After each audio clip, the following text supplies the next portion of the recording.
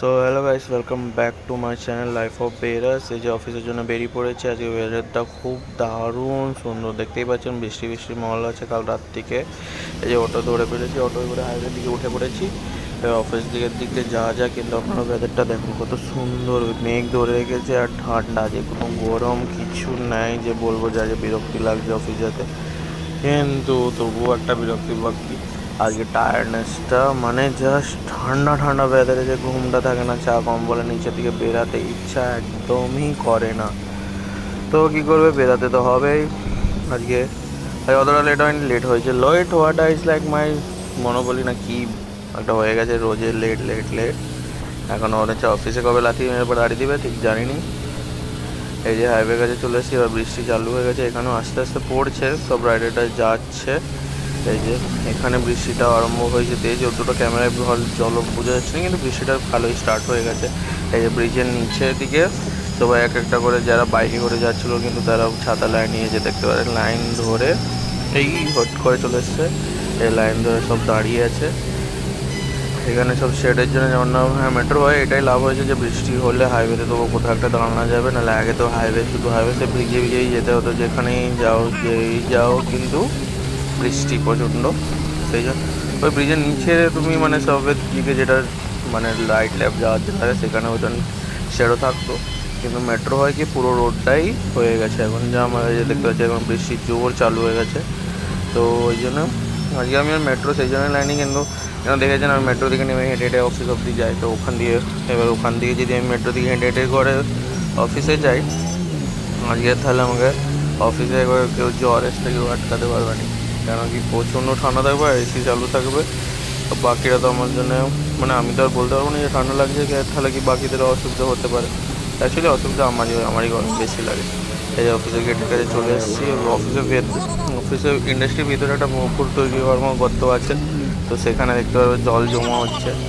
তো এই যে দেখতেই পাচ্ছ কত সুন্দরভাবে আজকে মানে বৃষ্টিকালের নজারাই কিন্তু গ্রিনারি সব দিয়ে খালি, ওটাই দেখতে কত সুন্দর অ্যান্ড একবার ভালো। আমার বৃষ্টি ইজ মাই ফেভারিট।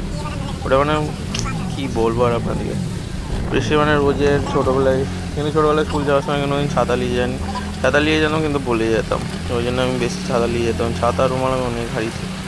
এই যে অফিসে চলে এসেছি, এখানটা একবার পুরো গেট অবধি নিয়ে এসেছি আজকে। এই যে অফিস থেকে পুরো ভিউটা কেমন লাগছে আপনারা দেখুন। এবার এই যে এবার লিফটে উঠে পড়বো। এই যে পুরো অফিস শেষ হয়ে গেছে, অফিস থেকে বেরিয়ে গেছি। মানে আজকে অফিসে কিছুই ভিডিওর মতন ওরকম তুলিনি। যে প্রীতম সাথে হেঁটে হেঁটে যাচ্ছে, এখন বৃষ্টি মানে খুবই হালকা, মানে না ভিজো না গরম এরকম একটা ভাব আছে না, ভিজলেও কিছু যায় না, সেরকম একটা হালকা বৃষ্টি হচ্ছে। তো ওই জন্য এখন অফিসে মেট্রোর দিকে যাচ্ছি। এবার এই মার্বেলগুলো কি বৃষ্টি ভিজে মনে হয় শক্ত হয়ে যায়।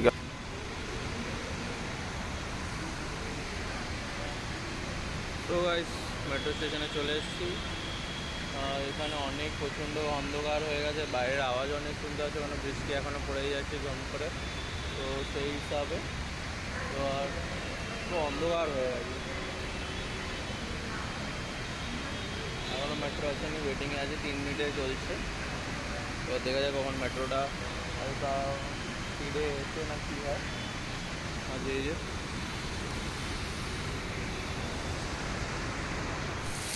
ঘরে চলে এসেছি একটু ফ্যামিলিকে টাইম দেওয়ার পরে। এই যে আজকে বৃষ্টি হচ্ছিলো, সেই জন্য খুবই করলাম যে খিচুড়ি খাওয়া যায়, তো খিচুড়ি বানাচ্ছি। দেখুন গরম গরম বাড়া সব কেটে দিয়েছি, আমার ওয়াইফ কেটে দিয়েছে, এখানে ফুলকপি ভাজতে দিয়ে দিয়েছি, আর বাঁধাকপি দিয়ে লাগাচ্ছি, যেমন আমি প্রপারলি সব কিছু দেখাতে পারি। আর এখানে ওর ওয়াইফ হচ্ছেও। তো এবার খুন্দি দিয়ে যত মানে তরকারি হোক মাংস হোক যত দেখে খুন্দি দিয়ে লেড়ে ভালো করে কষাবো, সেটা টেস্ট ভালো। এটা সিদ্ধ করার জন্য এবার যেমন এখানে কখনো কখনো কী হয়, আমরা যে খিচুড়ি চালের মধ্যে দিয়েই দিই, কিন্তু ফুলকপি আলু সিদ্ধ হতে চায়নি, তো আমি কী করি এরকমভাবে ভেজে নিই ওরা ভিতরে ভিতরে ঢাকা দিয়ে রাখি।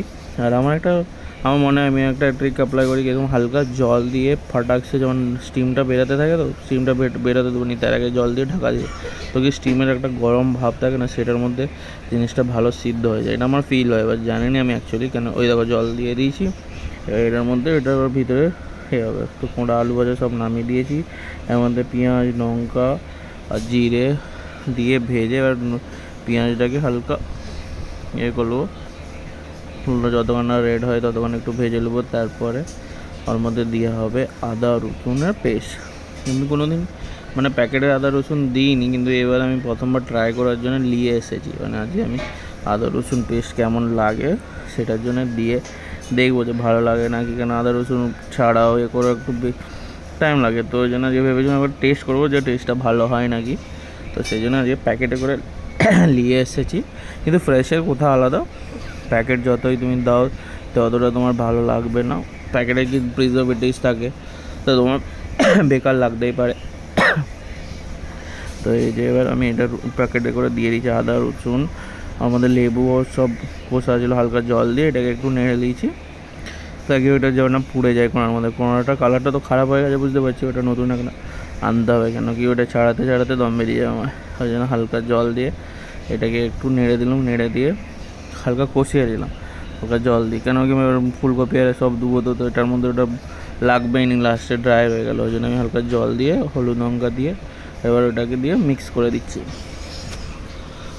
এবার মিক্স যত তুমি নাড়বে ততই তোমার ভালো, মানে জিনিসটা যত তুমি নাড়বে তত ওর মধ্যে ভিতর দিয়ে মেন তেলটা বেরিয়ে যাবে। তেলটা বেরালেই তাহলে ওটা খেতেও ভালো লাগবে আর ওটা বয়েলও ভালো করে হবে, মানে সিদ্ধটা হবে, কষা মশলাও সব জিনিস প্রপারলি সব ডিস্ট্রিবিউট হবে। তো এটা এবার গরম করতে দিয়েছি, হালকা জলও দিয়ে দিচ্ছি, খুন্তি দিয়ে হালকা নেড়ে নিয়েছি বা ওটা একটু হালকা ফুটতে উঠতে তারপরে কী করবো, বা সাইডের গ্যাসটা ওটাকে দিলাম। এটার মধ্যে আমি সয়াবিন দিতে ভুলে গেলাম, কিন্তু আমাকে সয়াবিন খিচুড়ি ভালো লাগে। তো আমি কী করেছি লাস্টে ওইটাকে মানে এই গ্যাসের মধ্যে শিফট করে দিয়ে ওর মধ্যে চাল ডাল দিয়ে সব খিচুড়ি চাল বসাতে হবে, নাহলে হবে না। তো আমি কী করেছি লাস্টে সয়াবিনটাকে দিয়ে উপর দিয়ে জলের মধ্যে, মানে তরকারিটা গরম হতে দেয়, সয়াবিন তারই মধ্যে হয়ে গেছে। আর আমি সেই নিউট্রালাইটে যে ছোটো ছোটো সয়াবিন সেগুলো এনেছিলাম, তো সেগুলো কি বেশি জল মানে বয়েল বেশি ফুকাতে হয়নি, তো ওই জন্য হয়ে গেছে। এবার আরও একটু জল দিয়ে ওটাকে করে নিয়েছি, মানে যেমন পুরোটা আমার কোনার মধ্যে 80% হয়ে যায়। কেন কি আমার লাস্ট টাইম একটা অভিজ্ঞতা আছে যে খিচুড়ি কাঁচা হয়ে গেলো, আর ওই জন্য খিচুড়ির মধ্যে একটু চাল আগে হয়ে গেছে, তো সেইটার জন্য আমার চাল পরে হয়েছে। এই যে খিচুড়ি দেওয়ার জন্য আগে বাটারটা ওর মধ্যে দিয়েছি প্যানেতে, আজ ভালোই আমি আমার দিদিও আসবে, আমরাও খাবো, তারপর পরের দিনও খাওয়া হবে। খিচুড়ি হলে 2 দিনের হয়ে যায়, ভালো লাগে। পরের দিন বাসি খিচুড়ি দিয়ে যে সয়াবিন দিয়ে দিচ্ছি ওর মধ্যে, এবার ওই জলেতে সয়াবিনগুলো ভালো করে ফুটে যাবে, ওটার মধ্যে কত দিয়ে দিয়েছি। এই যে বাটারটাকে ভালো করে ওই ডেকচির মধ্যে একটু করে দিয়েছি, স্ম্যাশ করে দিয়েছি। তারপরে চাল ডাল পরিমাণ মতন কতটা কি লাগবে, যতটা চাল দিবে ততটা ডাল দিবে, না তোমরা তোমাদের মতন দিতে পারো, এটা কোনো ইস্যু নেই।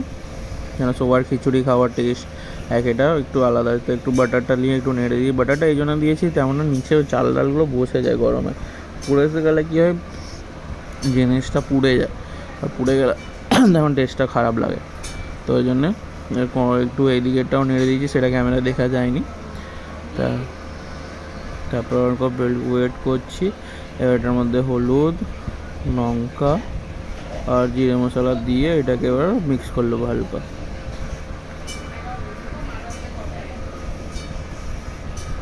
হালকা নুনও দিয়ে দিচ্ছি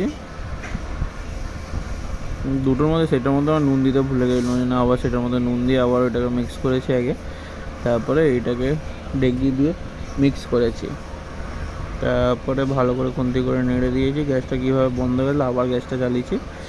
তারপর এবার লাড়তে ওর মধ্যে জল দিয়ে দিতে হবে পরিমাণ মতো, যতটা জল দরকার হয়। এই যে গরম হয়ে গেছে হালকা, এর বাটারটা পুরোপুরি গলে গেছে। তো এবার এর মধ্যে জল দিয়ে দেবো, জলটা মানে তোমরা ডেকচি হিসাবে সেই হিসাবে দেবে, কিন্তু পুরো যেমন না ডেকচি পুরো ফুল দিয়ে দাও, তাহলে আর কন্ট্রোল করতে হবে না, ডেকচির বাইরে জল বেরিয়ে যাবে। তো যতটা হাফ অবধি রাখবে যতটা কন্ট্রোল করতে হবে। হালকা বাটার রয়ে গেলো, ওই জন্য উপরে ডেকচি দিয়ে ঢাকা দিয়ে দিয়েছি। এবার এটাকে ভালো করে নাড়তে থাকবে, নাহলে চাল নিচে বসে যাবে, বসে গেলে ওটা কিন্তু স্টিক হয়ে চিপকে যাবে, তারপর পুড়ে যাবে। তো খিচুড়ি করার সময় বীজগানে 5 মিনিট বা 2 দিন ছাড়া ওটাকে খুন্তি নিয়ে নাড়তে থাকবে, নাড়তে দেখবে ওটা ভালো করে বয়েল হতে লেগে গেছে। এবার মশলা এগুলো পুরোটা ওর মধ্যে দিয়ে দিয়েছি, মিক্স করে দিয়েছি। চাল যেমন বাকি থাকে তখন এটাকে দিবে, নাহলে চাল যদি পুরো বয়েল হয়ে যায় তারপরে দিয়ে দিতে তো তো যেটা বাকি সবজি সিদ্ধ হওয়ার কথা ছিল সেটা সিদ্ধ হবে না, তার আগে তোমার চাল আর ডাল রেডি হয়ে যাবে, তাহলে কী হবে চাল গলেই যাবে পুরো খিচুড়িতে। তো এখান অবধি আজকে আমি রাখছি, খিচুড়িটা আমরা রেডি করে দিয়েছি, তারপরে আমি রেডি করে ফেলেছি।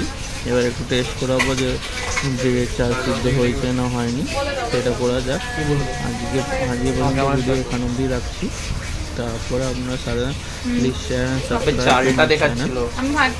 তো আবার কালকে আপনার সঙ্গে নতুন ভিডিওর সঙ্গে দেখা হচ্ছে। যদি রেসিপিটা পুরো জানা হয়েছে তো আমাকে টেক্সট মানে কমেন্ট বক্সে জানানো, আমি লিখে শেয়ার করে দেবো। আর নতুনের মধ্যে প্রপারলি কতটা কি আমি দিয়েছিলাম, কন্টেন্টে কতটা কি দরকার ততটা আমি দিয়ে শেয়ার করে দেবো। সেটুকু।